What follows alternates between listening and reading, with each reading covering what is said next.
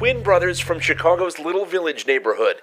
Pedro and Margarito Flores were El Chapo's biggest distributors here in the Midwest, smuggling unheard of amounts of cocaine and heroin, earning almost $2 billion while shipping drugs as far as New York and Washington.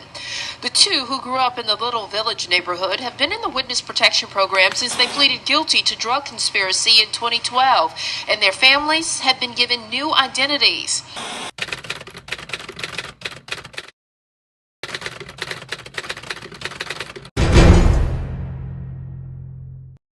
El Primo on the Johnny Mitchell show, The Connect. I don't know him.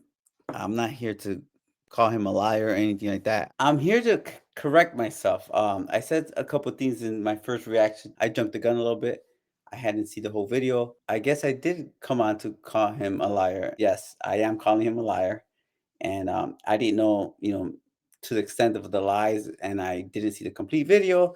And once I actually saw it, then I think it's valid for me to say that I am calling him a liar. And there's a lot of things that he really, really exaggerates on. For those people who called me out, I apologize. I'm here to correct it. And if you think that what I'm saying doesn't make any sense or that I'm lying in any way, please call me out on it, and I'll be happy to respond. I want to make sure that everyone knows that the reason why I decided to actually double down on this is because it's important for me to basically call out BS or bullshit whenever I hear it. Because El Primo, this man goes on Johnny Mitchell's The Connect YouTube channel, and he makes a joke out of everything, and everything was funny. And I think he over glorifying the life and making it sound like it was simple and all this the amounts of drugs, and he's trying to entertain people, and I'm totally against that. Everything about the drug trafficking is real, and it's not as glamorous as El Primo's making it sound. And for those of you who might get upset and always comment about why we cry about it, why we never talk about those stories that people want to hear, is because I'm trying to make a difference for the culture and really educate the youth and all those people who are in the game on what it's really like. With social media right now, it's able to help me a little bit because, everyone see what's going on in Sinaloa and in different parts of Mexico with the cartel wars. And that was like real life. There's nothing good about it. No amount of money in the world is worth it. And I think he makes a joke about it, and he comments a little bit about the culture, about homosexuality. I feel like I don't want people to see it and get the wrong impression, especially when it's coming from a place of BS, of things that are not true. And there's a big difference, when people call me a rat or snitch, and I never hid from it.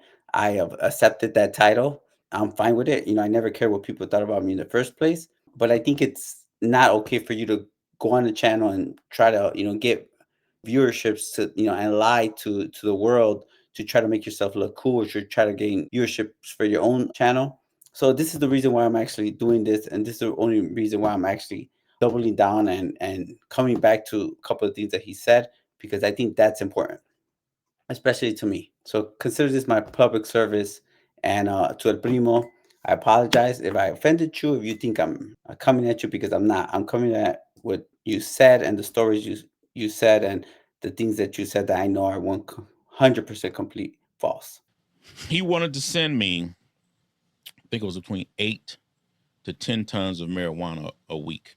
I think we negotiated something like $400 or $500 a kilo, which is 2 pounds, and that's like 200. You know what I'm saying?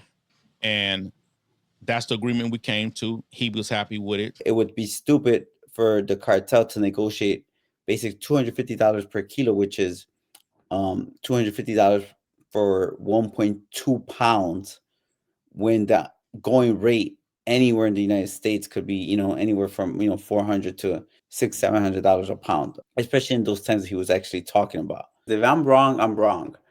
I was wrong about something. I gave some misinformation, and I'm here to correct it. And it's not about El Primo. I just got confused for whatever reason. I repeated that it was $250 a kilo, and he stated it was from $400 to $500 a kilo of marijuana, which is even more ridiculous. But some of the facts I stated before are still the same. The fact that he is stating that they were negotiating anywhere from $400 to $500 per kilo. It's still ridiculous, because he's basically saying that they were dealing in kilos, and for sure that's the way it's sold in Mexico. But every drug trafficker knows that in the United States it's served by or sold by pound. Again, at its cheapest, it would have been $400 a pound, because you got to factor in the cost and everything else that goes in with trafficking and still being able to make a profit. So I think that this is complete lie. Another thing that I didn't catch the first time was that he was basically saying that he was negotiating for up to 40 tons of marijuana a month. And just to put that in perspective, that's like 100,000 pounds of marijuana, which the Sinaloa cartel is more than able to actually produce and traffic. But the fact that he stated he was actually negotiating that, like, oh yeah, I'm going to accept that, that's funny to me. That he doesn't state that he doesn't say, oh yeah, I could just take it. This is just him embellishing and him trying to sound important. The fact that he's stating that, one of the bosses was doing this with him, when his chief that he keeps stating on is a lower level, cartel member, associate, whatever you want to call it. So I think that this is a great example of him embellishing and stating what he believes and what he thinks. I think he kind of contradicts himself.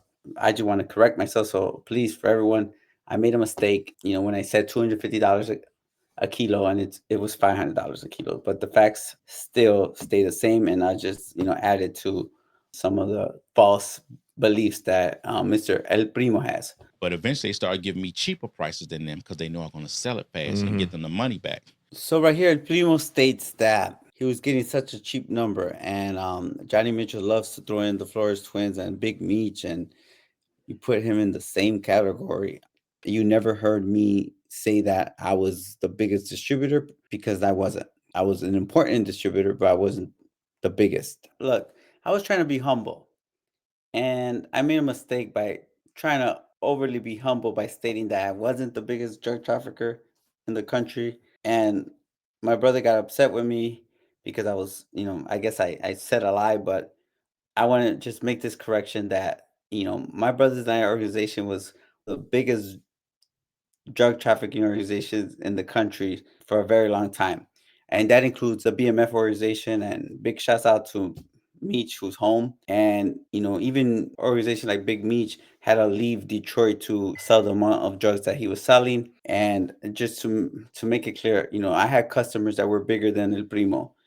And I think he's overstating, I think he could have been big at the time for Detroit, which is still kind of hard to believe because Detroit was one of my main distribution points. But again, I don't know about that. So that would be just my opinion. Well, a fact is this, that my brothers and I organization was the biggest drug distribution organization for the Sinaloa cartel. And there's a big difference between people like me or people like Big Meech. Everyone knows who Big Meech and BMF was. I think they're well known internationally. There's no question about the type of organization that Big Meech and his brother Terry were running. They're famous for a reason. And we're a little bit different because we were not as well known as Big Meech, because he did make it a priority to make sure that the world knew who he was. And we were not as known as Big Meech until probably after we cooperated. But in the drug trafficking world, we were very known. I never tried to compete with Big Meech. It was not even something that was a thing to me. There's a big difference between a Meech, a me, and El Primo, is that most of the drug traffickers know Big Meech and know who the Flores twins are. He's basically coming on the show to try to sell himself. And some of the things that he says, for example, is that El Chapo snitched on him. And this is what he decides to basically put in his thumbnails in his podcast, and this is a story he decided to write about his book, and that is completely fabricated. That's him basically selling the name, because he's going to say that somebody in his organization or in Chapo's organization cooperated against him or told on him or snitched on him, and he went to prison. It's very different from El Chapo telling on you, or you knowing El Chapo, or doing business directly with Chapo, because then he states that Chapo would call him and charge him the money. And then he states that, someone else would call him and there'll be someone listening to him. So all this stuff is, what I could believe that he thinks happened, or he thinks he was actually involved with. And just because I understand who the people he called, he was associated with, I think it's real easy to assume that everyone's a Chapo or everyone's a Mayo, but he's completely false in his beliefs and the story he's selling. So I just want to make sure that I correct that. And big shouts out to Big Meech and his brother for everything they did. But again, we're at very different levels. That's him embellishing or in his own thoughts and his own ideas, and Johnny's own ideas, because in Johnny's eyes, everyone was like this big drug trafficker. Just because you deal with someone who speaks Spanish or a Mexican that was, involved somewhere with criminal activity, it doesn't mean that you're officially plugged into a cartel. The cartels are very large drug trafficking organizations with many layers to it. I've seen him come on different shows and basically think that he was in this special place. It's false. Some of the things that he states and stereotypes about Mexicans, like not wanting to deal with African Americans or Black people, that's completely false as well. And there's no Mexican drug distributor that would be jealous of anyone. I don't think the color matters. I don't think race matters. You're Black, white, Hispanic. If you have the product, if you have the right price, or you have the right distribution network, and you have a good name behind you, that's what's important. So I don't think there's any type of racial discrimination when it comes to drug trafficking, as he's stating. And some of the stereotypes he does say about Mexicans are kind of like, again, in his own point of view. So don't hold it against him. And I'll reassure you that some of the things that he states are completely fabricated and false. So did you go down for 100 kilos? Was that the amount that you got popped on?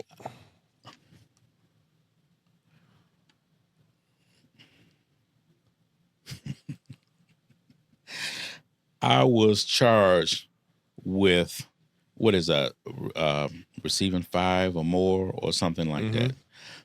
And the devil is in the details with that, because this whole thing, it turned real political. And it's some stuff that I don't feel comfortable with saying, but I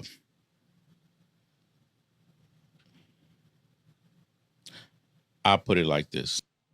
When I was sentenced, they had, was it 800 keys or something like that on there? That was the charge. But of course, they didn't charge you with that, with relative conduct. How did they manage to put together 800 keys? So was this multiple shipments that Chapo or one of the Sinaloans had set you up on? What they did, because they caught a number of the drivers that said that they were on their way to me. Okay. Yeah. They called someone, said they were on their way to me in Detroit and on their way to me in Atlanta. And they charged me with that. El Primo, which is what they called you, which is what the boys down in Mexico called you, the cousin, right? Yeah, that's what Chapo gave me the name, Primo. Chapo gave you this name. Yeah. Wow. El Primo. Yeah. The Black Hand of the Sinaloa Cartel by Donald Wayne Tompkins. One thing's for sure, I want to say this about El Primo, is that he's a great storyteller. He should go and try to get a job for Hollywood, because he has a creative mind. He also wrote 3 books, Volume 1, Volume 2, Volume 3, because he has so much important stories to share. And I would say, look, go support his channel at Official El Primo. Buy his books. I'm not a hater if you want to be entertained, but please do not take anything that he says as factual. This guy's living in a fairy tale world that he created in his mind. And there's so many things I want to address. First and foremost, I want to address is that he stated that he was moving hundreds of kilos, and they put themselves in the conversation with me and my brother. And he says relevant conduct in his charge was 800 kilos in the span of 7 years, he said. His words, 7 years, 800 kilos. I'm not glorifying that you should be, this big drug trafficker. What I'm basically calling out is the BS that people like to sell when they say millions of dollars and this and that. He just stated that it's hard because of the stress of owing, the cartel $4 or $5 million. $4 or $5 million is like 100, 200 kilos. I'm sure that you convince someone with your stories that to give you 100, 200 kilos. There's a big difference between owing someone, owing the cartel, or whoever you thought was a cartel, $4 or $5 million. At any given time, I could owe the cartel anywhere from 60 to 180, $200 million. There's a big difference between the cartel and El Primo. This Kingpin did. I think he said he did. He doesn't even know the day he got arrested or when he got arrested. He keeps saying that. I think that's suspect to me. Like, I think everyone knows the day they were arrested. They know exactly how much time they did. Like me, I did a solid 12 years. I was arrested November 30th of 2008 at 8:43 p.m. I came out November 5th of 2020. These are things that you don't forget. I know every charge. I had to cooperate against the biggest jugglers in the world to get a 14-year sentence. Everything that he says basically comes back to me and says, you are a worker, bro. For you to say that you were used to have to unload trucks or distribute supposedly drugs, that he doesn't mention how much amount to other people, that's a worker. That's like the lowest person in any organization. And then he basically stated also that they basically told him where he could sell, where he couldn't. That's like a total lie. The cartel doesn't care where you sell. The cartel just cares that you pay them their money. The stories he told about himself, I'm no one to judge his life or to say anything about his life, so they're probably true. Everything else that he said about Chapo and Mayo and Chapo giving him the name of El Primo, like, come on, bro. Let's be honest. Like, you're trying to sell your channel, you're trying to sell your book, which is great. I think we should support him for trying. I don't like that he gave, this stereotype about Mexicans and, who they associate with. And I will explain, I had, some of my guys, some of my customers, they, were 200, 250 kilo, 300 kilo type dudes, and they owed me $7 to $10 million at a time sometimes. But I just don't like that they're selling this BS to the youth, to people out there who are looking at these interviews and thinking that it's that easy or it's this glamorous life. Please don't believe this. This is like my public service announcement to please don't listen to people like El Primo. Support him. You guys want to be entertained. He's a great storyteller. I just feel bad that people even have to lie about, doing some negative stuff. I think it's easy to basically put all your paperwork, put it out there so people could read it, so that then you're not upset that people are saying that you're capping or that you're lying and this is false. Put your paperwork out there and let everyone, including me, basically decide, or agree with you or disagree with you. I think it'll be much easier. The fact that you don't do it, it's kind of suspect to me. If you question mine, just Google me. It's out there. I want to ask you, friends, how would you feel about having these brothers, either one by one or both together? If you'd like that, let me know in the comments so I can put more effort into it and push them a bit more. Remember, they were very close with Arturo Beltran, with the musician, with the Mochomo, with Alfredo Guzman, with the animal, with Vicente, with Yoma, with Pocha, with Chomen, and many more. These twins are very extravagant. They had a lot of connections with celebrities like Kanye West, Michael Jordan, 50 Cent, and many more. Athletes, singers, artists, a lot of famous people. So if you want to know much more about them and have them tell us themselves, support me. I'm a fan of Ocran Leaks channel. I think that there's no one more authentic and comes with real life stories. And I'm just wondering where does he get this information?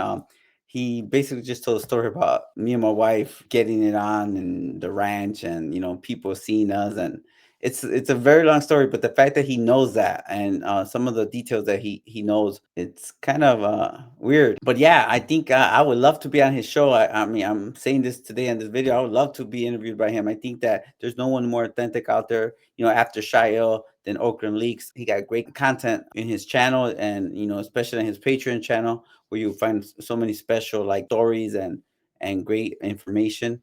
If you guys don't follow him, follow him. I know that this is basically the English version using AI. I think it's going to get better eventually, but he does great stories and great investigations and great theories in his perspective. And I will say that whoever he is, he's very knowledgeable. So I thank him for actually covering us in his channel and him giving you a background. on what that life was like. Even just hearing him give a list of the people we actually associated with, it'd be probably be a good interview for us to actually be on there, and hopefully my brother will accept it. But for sure, I'm open to it. I'm more than happy to go on his channel. And the reason why I like his channel is because he's not glorifying.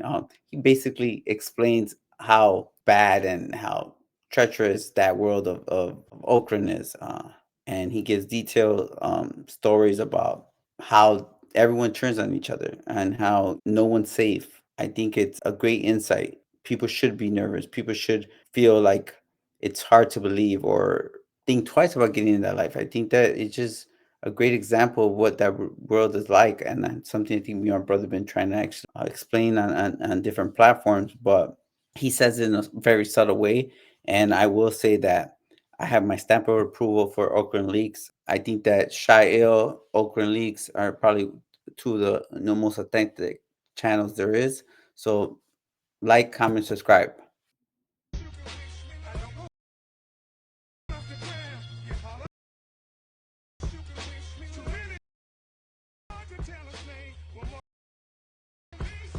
I do want to just send a shout out to Big Meech and welcome him home.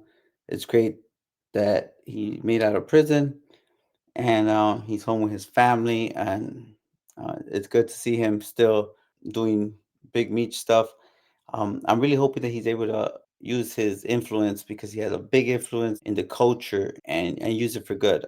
I think that the streets and the culture as a whole is always looking for him and probably look up to him and admire him. Very well known, and I think that he could use a lot of his influence to do some good. I think he has that ability. So big shouts out to him and his family, and in welcoming home. Wishing him lots of success and more success. Now, again, this is that video that shows purportedly Rayful Edmonds in an airport leaving federal prison after 33 years yesterday. He was sentenced to life in prison back in 1990. He was arrested the year before at age 24. And at one point, his organization, according to authorities, had something like 150 members, including a number of members of his family. I do want to react to Rayful Edmonds coming home, man, and send much love to him. He's our god brother, good guy, man. Very solid, unique individual who spent 36 years in prison. I'm happy for him coming home and for his family. The man never changes who he is, always has a smile on his face. Hopefully we're able to, link up and do something amazing, and hopefully use that influence that he had and his experience to basically prevent the next him or the next us, and deter kids from actually entering into a criminal world. So big shouts out to him, man. Sending him my love, and I see him, man. He looking good. 60 years old, still looking, like a young man. He's inspiring, that's for sure. So God bless him and his family.